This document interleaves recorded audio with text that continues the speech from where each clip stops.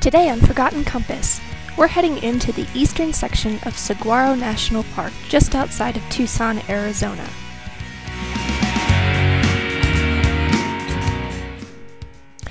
We're going to check out several different types of cactus that are in bloom,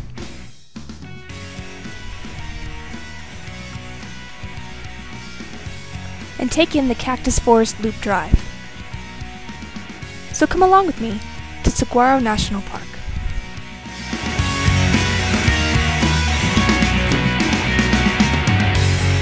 Okay, so today we're visiting Saguaro National Park outside of Tucson, Arizona. We're going to be in the eastern section of the park, and we're going to do the Cactus Forest Loop and check out the mighty saguaro cactuses and the variety of other cactuses that the park has growing in it right now. Hopefully we don't get stuck by anything. Let's go.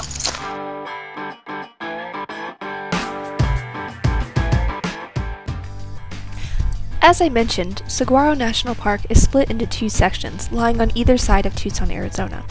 While both eastern and western sections are worth a visit, I chose to head to the eastern section for the 8-mile scenic drive, which runs in a one-way loop around a section of the park called the Cacti Forest. Along this drive, you'll find multiple places where you can pull over and get out for a hike.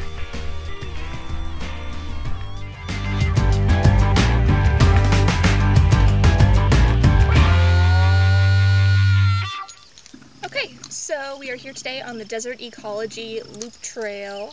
It's about a 1/4 mile paved trail that goes to the desert. Very easy. If you don't have a lot of time, it's a good place to check out.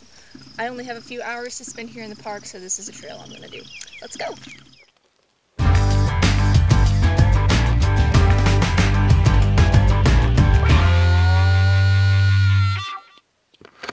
So I'm really lucky to be here the time of year that I'm here, and I'm also really lucky to have this cloud cover because typically late July this place would be practically on fire because it would be so hot. But also this time of year is when the cacti start to bloom, which is really special, and you can see here, ta-da! Isn't that neat? It's beautiful.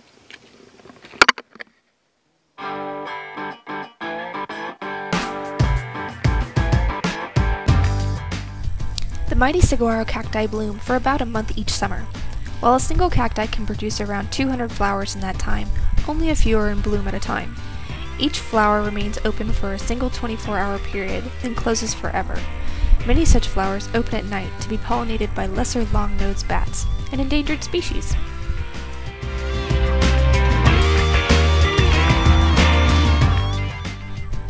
Just because Saguaro National Park is set in a desert doesn't mean it's lacking wildlife. Over 400 different species of plants have adapted enough to the dry conditions to call the area home.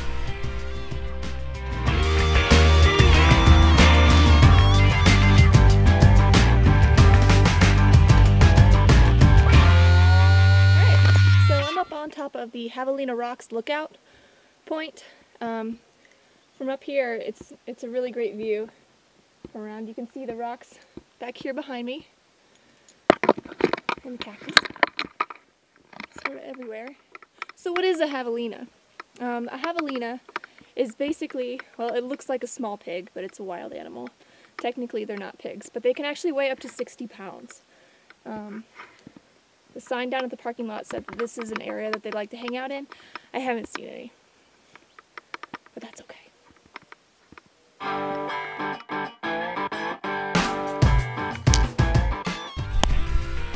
This cactus is known as teddy bear cholla due to the fuzzy appearance it has from a distance. Up close, not so fuzzy. Ow! That really hurt.